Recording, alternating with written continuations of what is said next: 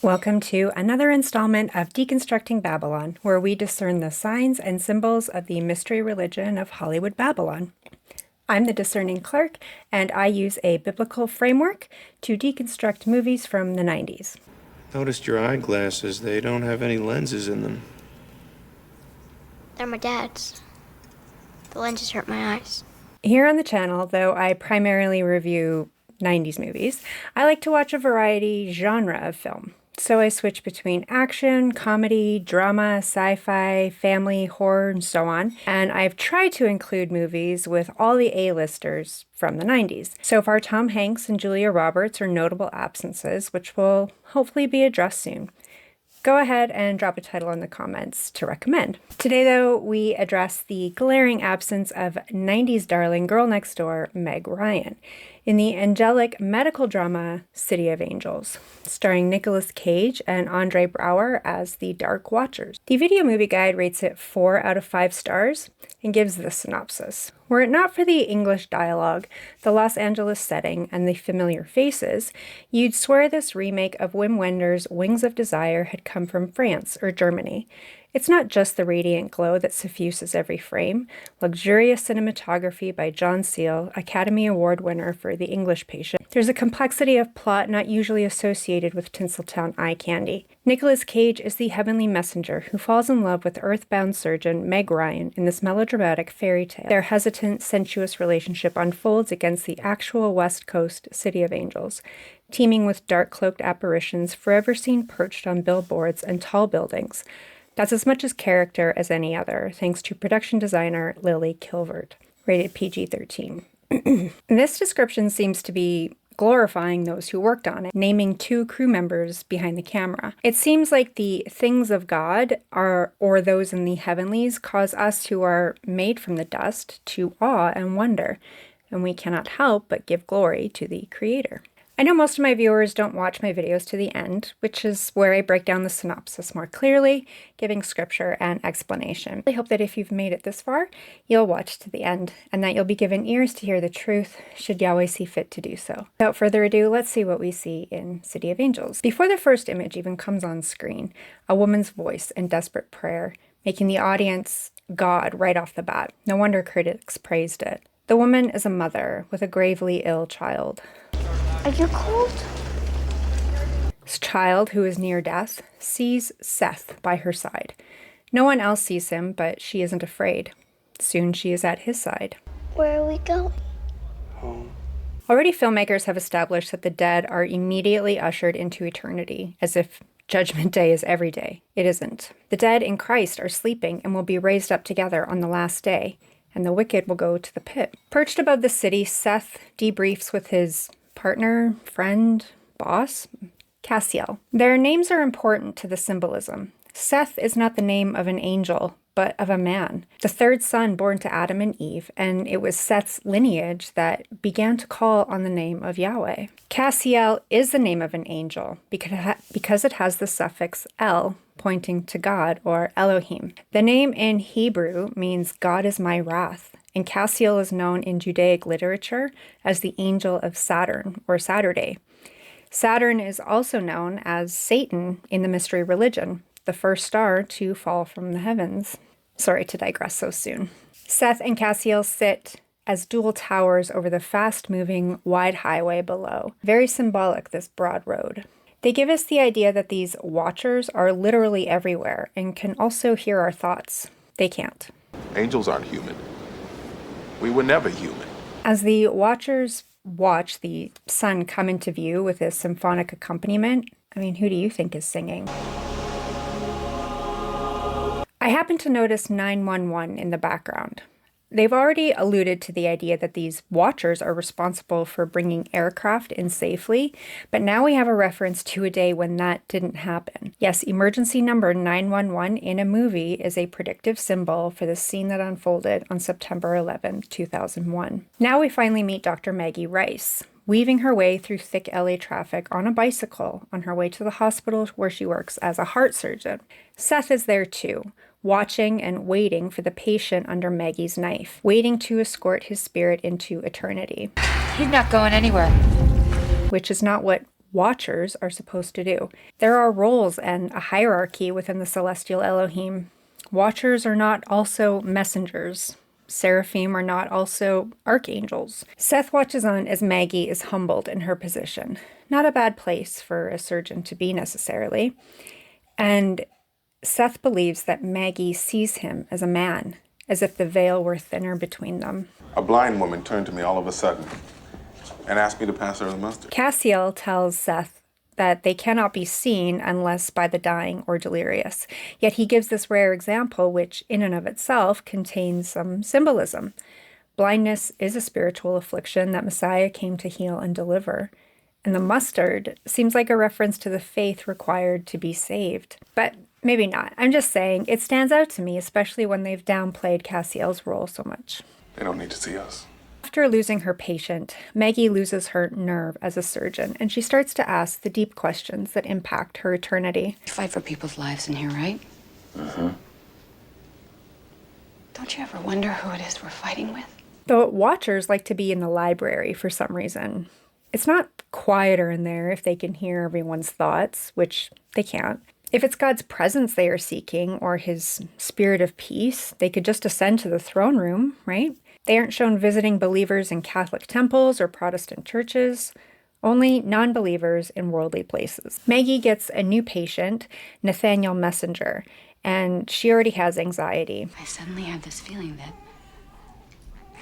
none of this is in my hands, nothing. And if it isn't, what do I do with that?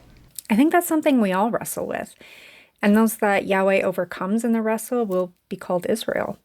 The Watcher Seth is not meant to intervene, yet he reveals a physical form to Maggie, and the two interact. Are you in despair? Maggie is encouraged by her interaction with Seth so that she can go through with the surgery on Mr. Messenger.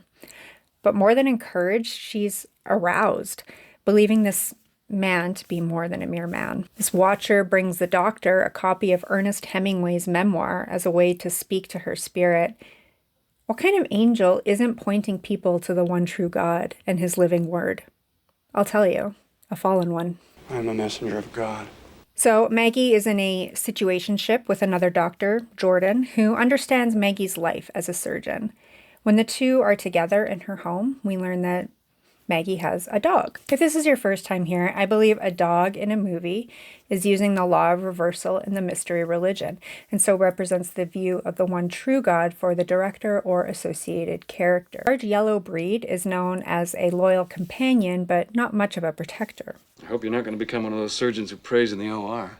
The human messenger makes it out of surgery, and while in recovery, Seth reveals himself to Nathan, who reveals himself right back. Nathaniel Messenger, glutton, hedonist, former celestial body, recent addition to the human race. The name Nathaniel means chosen of God, and of course we know messenger of God means angel. And this messenger, chosen of Yahweh, did not choose Yahweh in return, but rather made his belly his God and rejected his position with the Most High. And now he's encouraging Seth to do the same. He gave these bozos the greatest gift in the universe. You think he didn't give it to us too? Which gift? Free will, brother. Free will. I think there is good biblical evidence to support the idea that Yahweh gave the celestial Elohim free will, but I will argue that the greatest gift he gave us was his son, a salvation he did not provide the angels. Seth now knows he can choose to fall from eternity and become a human. He shares it with Cassiel, who doesn't seem surprised, but doesn't discourage Seth from doing it either. Despite all the encouragement Seth receives to make the fall, he delays. He continues to appear physically to Maggie, confusing her feelings. He professes his love for her, but let's be honest, it's not love he feels, but lust, desire of the flesh.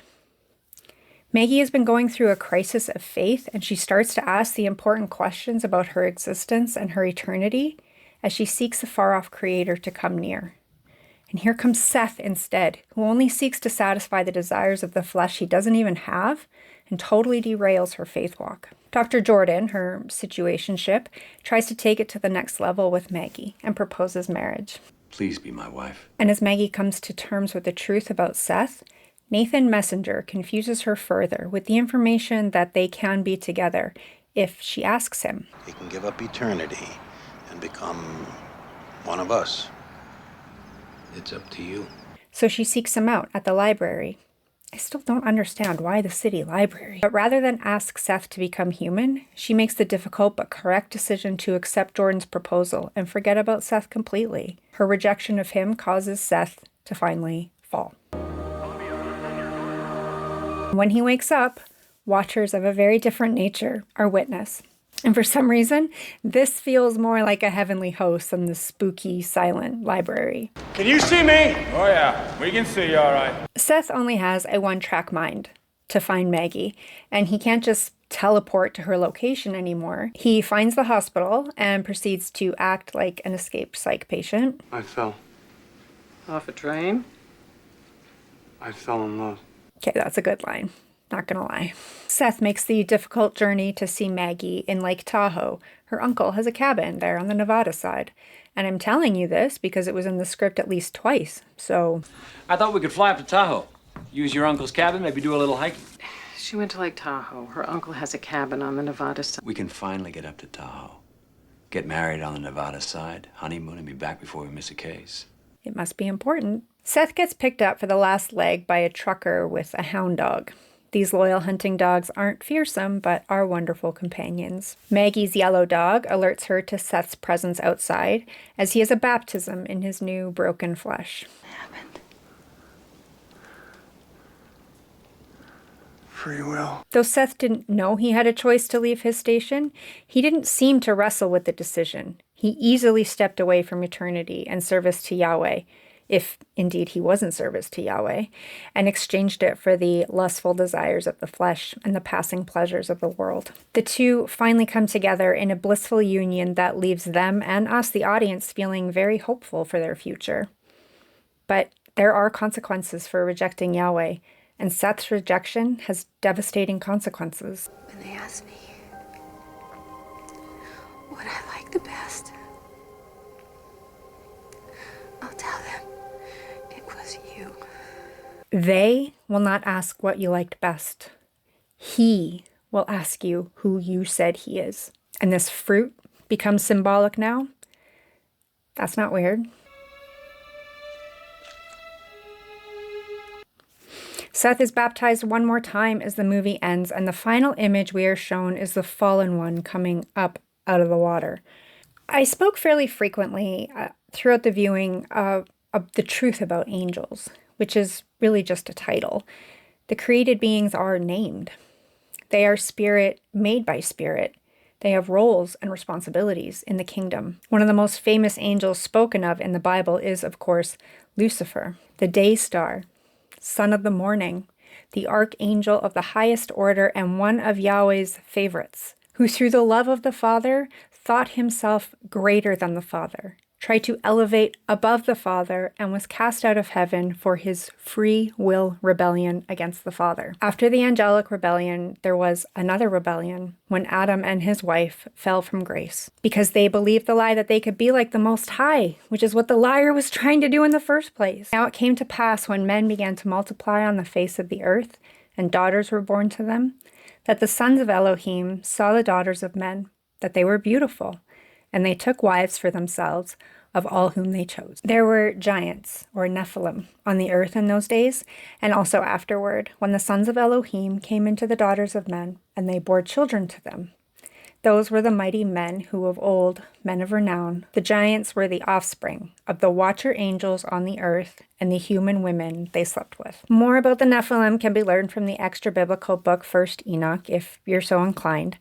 I'm not going to talk about it further today because there was no offspring produced by this union of son of Elohim, Seth, and daughter of man, Maggie. Yahweh intervened as he did in the days of Noah. I hope I made it clear that these so-called angels are not sent from the Father's throne room, but are instead wandering the earth, seeking souls to destroy and turn away from the Father as they await the final judgment they know is coming. They cannot return to Yahweh's presence. They cannot die. And they cannot become human. But they have been known to derail all of humanity with their lustful desires.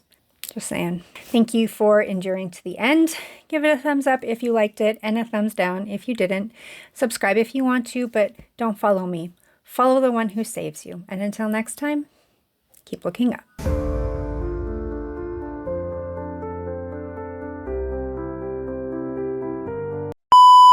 Some things are true whether you believe them or not.